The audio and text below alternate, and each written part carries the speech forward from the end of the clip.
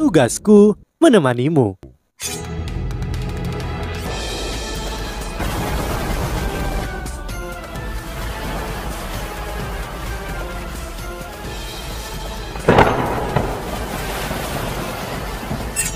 Hai sahabat Pasuk, kembali lagi bersama alur cerita versi novel Solen 2 Sekte Tang yang tak tertandingi. Jangan lupa like, subscribe, dan nyalakan tanda lonceng. Mari kita lanjutkan. Kau harus membayar harganya, Huo Yuhao berkata. Kaisar Tiran Mata Jahat, jangan berpikir bahwa manusia lemah hanya karena kau kuat. Aku tidak ingin menjadi musuh dengan Anda. Namun ini tidak berarti bahwa aku takut padamu. Kami tidak akan menyetujui kondisi apapun. Kami hanya tidak ingin bermusuhan dengan Anda. Jika Anda ingin memusuhi kami, itu terserah Anda. Anda dapat melihat apakah Anda dapat memanfaatkan kami. Hahaha. Kaisar Tiran Mata Jahat tiba-tiba tertawa keras. 81 tentakelnya terus menari di udara. Langit berubah sekali lagi, kekuatan spiritual yang luar biasa melonjak di udara. Tekanan besar sekali lagi muncul. Huo Yuhao juga mengagumi Kaisar Tiran Mata Jahat ini. Dia mampu memproyeksikan lautan spiritualnya di luar tubuhnya dan menciptakan undulasi spiritual yang kuat. Huo Yuhao bahkan tidak berpikir dia bisa melakukan itu. Mungkin dia bisa melakukan itu begitu dia membentuk inti jiwa ketiganya, namun seperti yang dia katakan, dia tidak takut pada Kaisar Tiran Mata Jahat. Keyakinannya datang dari kemampuannya. Manusia. Sudah beberapa saat sejak seseorang berbicara padaku seperti ini. Baiklah, aku benar-benar ingin melihat seberapa kuat dirimu. Jika kau dapat melarikan diri dari tanganku hari ini, aku akan membiarkan masalah ini beristirahat. Jika tidak, kau akan tetap menjadi kompos untuk hutan ini. Saat dia berbicara, 81 tentakel Kaisar Tiran Mata Jahat berubah menjadi merah padam. Mereka menyerang ke arah Huo Yuhao dan Tang Wutong dari segala arah. Dia memang sangat galak. Ketika dia berani meninggalkan wilayahnya sendiri untuk menantang Ditian, itu adalah bukti betapa impulsifnya dia. Tidak mungkin dia tidak merasakan bahwa Tang Wutong hampir menjadi limit Doulo, namun dia masih memilih untuk melawan mereka. Meskipun begitu, meskipun Huo Yuhao bersumpah untuk tidak secara aktif membunuh monster, dia tidak akan menunjukkan belas kasihan jika dia tahu bahwa monster menginginkan hidupnya. Selain itu, ia masih kekurangan satu cincin roh. Dia tidak memiliki cincin roh ke-9 dari mata rohnya. Di dunia ini, tidak ada yang lebih cocok daripada Kaisar Tiran Mata Jahat untuk cincin roh yang ke-9-nya. Huo Yuhao memiliki jiwa bela diri kembar. Jika dia adalah mas roh biasa, dia tidak mungkin menyerap cincin roh yang dihasilkan setelah Kaisar Tiran Mata Jahat terbunuh. Ini karena energi di dalamnya hanya akan terlalu banyak baginya untuk ditangani. Namun Huo Yuhao berbeda. Kultivasinya sudah sangat dekat dengan limit Doulo. Dia bahkan memiliki inti jiwa kembar.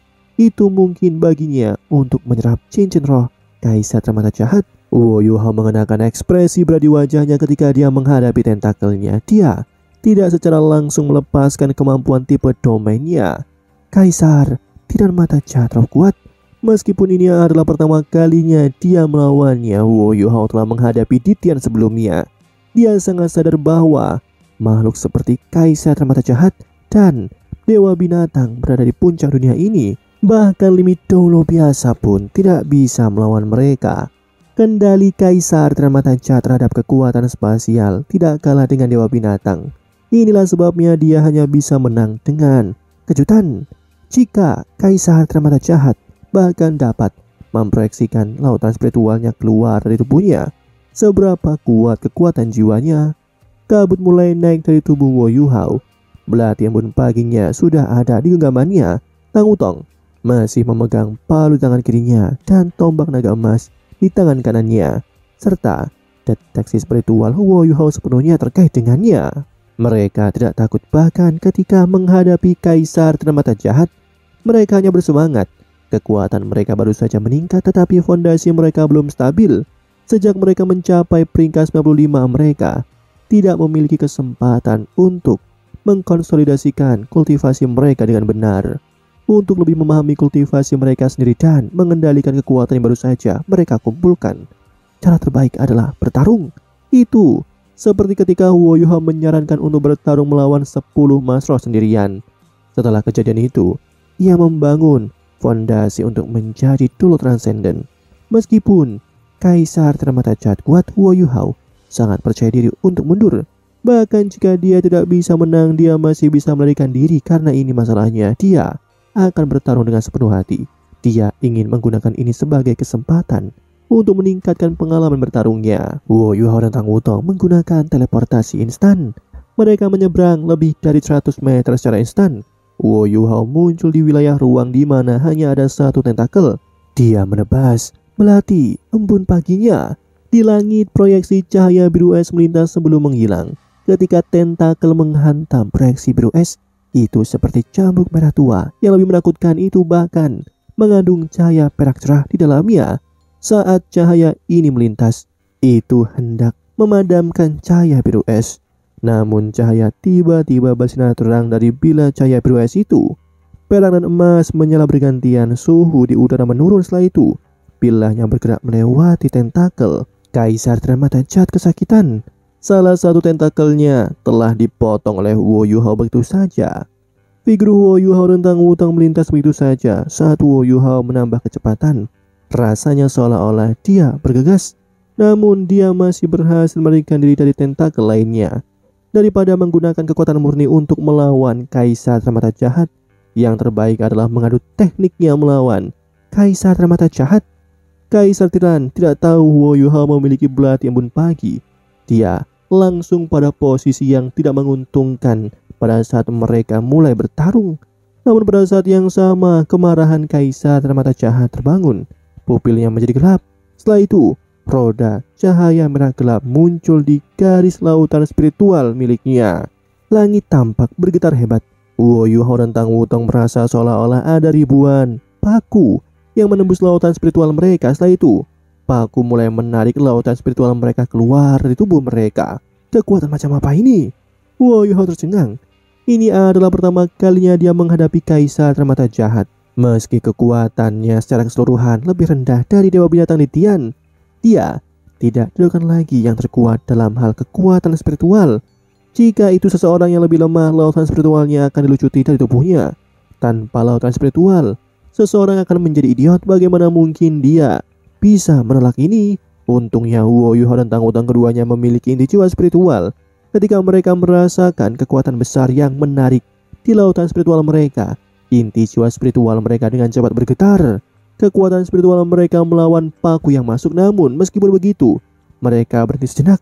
Ini memberi Kaisar Termata Jahat kesempatan untuk melibatkan tentakelnya atas mereka. Namun pada saat inilah sinar biru es bersinar lagi dari tubuh Huo Yuhao.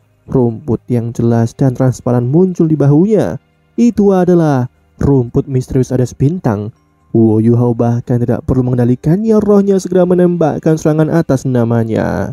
Paku es yang tak terhitung jumlahnya ditembakkan dari tubuh Huo Yuhao. Saat tentakel menghantam paku es, sisa-sisa es berserakan di mana-mana. Namun itu akhirnya masih diblokir dan tidak mencapai Huo Yuhao atau Tang Wutong. Cahaya pedang biru tua muncul di sebelahnya. Permaisuri salju berdiri di sisi Huo Yuhao. Dia menggunakan salah satu dari 3 teknik utamanya. Dingin yang tak tertandingi kini dirilis. Lebih dari 10 tentakel dikirim terbang oleh serangan ini. Meskipun dingin yang tak tertandingi tidak setajam belati embun pagi dan tidak bisa langsung memotongnya, itu masih membeku di bawah kekuatan dari es pamungkasnya. Permaisuri es muncul di samping permaisuri salju. Matanya bersinar dengan cahaya hijau giok. Saat dia berbalik, dia mengungkapkan wujud roh pelindungnya. Dia mengaitkan ekornya ke atas dan seberkas cahaya batu giok hijau melesat ke arah Kaisar Termata Jahat. Bahkan jika Huo Yuhao tidak mempersiapkan keterampilan jiwa ini, permaisuri es masih bisa menggunakannya. Setelah dia secara bertahap memulihkan kekuatan asalnya, saat ini seolah-olah Huo Yuhao telah melepaskan jiwa bela dirinya. Apa? Kaisar Termata Jahat berseru sekali lagi. Dia menembakkan seberkas cahaya hitam dari pupilnya. Ketika sinar cahaya ini berbenturan dengan garis cahaya hijau, percikan yang tak terhitung jumlahnya terbentuk di udara. Pada saat inilah permaisuri es mencapit dengan erat. Tiba-tiba tentakel yang membeku meledak. Dia tidak mengira serangannya akan melukai Kaisar Termata Jahat. Dia hanya ingin mendapatkan perhatiannya dan menghentikannya dari berurusan dengan tentakelnya yang beku. Setelah ini selesai, dia menggunakan teknik ledakan esnya. Tentakel Kaisar Mata Jahat memang sangat kuat, bahkan teknik ledakan es tidak bisa mengancam mereka. Hanya beberapa darah keunguan berceceran. Kaisar Mata Jahat meraung dengan marah. Kalian berdua benar-benar membuatku marah. Semua tentakelnya tegak lurus ketika saat ini Wu Yuhao baru saja mendapatkan kembali kesadarannya setelah pulih dari serangan spiritual sebelumnya. Dia juga heran melihat bahwa setiap tentakel di depan memiliki mata yang mirip dengan Kaisar Mata Jahat sendiri. Hanya saja itu jauh lebih kecil saat ini. Setiap mata bersinar dengan cahaya aneh. Terlepas dari satu tentakel yang telah dipotong Wu Yuhao, 80 tentakel yang tersisa semuanya berkedip dengan cahaya redup. Yuhao, hati-hati! Permaisuri salju berteriak. Pada saat yang sama dia berbalik dan menghilang dan berubah menjadi sepetak besar kepingan salju dan menghilang ke sekelilingnya. Dia melanjutkan ke arah Kaisar Mata Jahat. Bagaimanapun dia adalah permaisuri salju, ratu penguasa absolut utara ekstrim.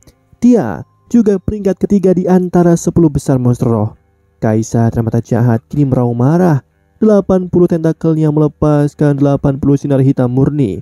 Ketika mereka dipecat, rasanya seolah-olah langit telah berubah warna. Kepingan salju yang ditransformasikan oleh Ratu Salju menjadi menari di udara. Itu menghindari sinar. Bagaimanapun sinar itu tidak ditunjukkan padanya. Itu ditunjukkan pada Wu Yuhao. Wu Yuhao bisa jelas merasakan lintasan sinar jiwa menggunakan deteksi spiritualnya, tapi dia tidak punya cara untuk menghindarinya. Pada level spiritual, dia akhirnya masih kalah dengan Kaisar Mata Jahat. Tang Wutong tiba-tiba maju selangkah. Dia datang ke depan dan mengayunkan palu Hautiannya. Kali ini, proyeksi hitam palu raksasa muncul di belakangnya. Ketika palu ini muncul, ukurannya bertambah sering dengan angin. Hampir seketika, panjangnya lebih dari 100 meter. Itu di palu berat di udara. Ini adalah wujud roh pelindung dari palu Hautian dari Tang Wutong. Bahkan Wu Yuhao baru pertama kali melihat kemampuan ini. Ledakan luar biasa terdengar. Seluruh langit tampak retak dan runtuh. Kekuatan hisab besar menyebabkan Wu Yuhao dan Kaisar Mata Jahat bergetar saat mereka sedikit ditarik. Sinar hitam yang dilepaskan Kaisar Mata Jahat segera tersebar, namun itu hanya bertabrakan sejenak. Detik berikutnya mereka benar-benar menghilang. Ketika Tang Wutong menemukan mereka lagi, itu sudah di depan mata mereka. Itu kekuatan spasial. Kaisar Mata Jahat sebenarnya telah menggabungkan kekuatan spasial dan spiritualnya dengan sangat baik. Tang Wutong tidak mundur. Dia menggunakan palu untuk memblokirnya. Setelah itu, niat mengerikan dilepaskan dari tubuhnya. Pola emas mulai menyebar di palu Hautiannya. Setelah itu, ruang di sekitarnya berubah perak dengan palu Hautian di tengah. Setelah itu, kekosongan retak. Kali ini, 80 sinar hitam akhirnya menghilang.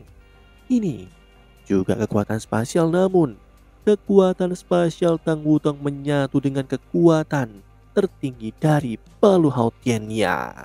Cahaya hitam menghilang di udara, namun Tang Wutong masih dikejutkan oleh gelombang kejut. Dia bergidik dan wujud roh pelindung palu Hautiannya lenyap. Suatu pikiran juga ditransmisikan ke Wu Yuhao. Mati rasa spiritual. Tang Wutong bersinar terang dengan cahaya keemasan. Segera setelah itu adalah tanda bahwa dia menggunakan kultivasinya untuk melawan Kaisar Mata Jahat. Demikianlah kisah untuk kali ini. Sahabat Pasuk, jangan sedih, jangan bimbang, apalagi galau, karena aku kan selalu menemanimu.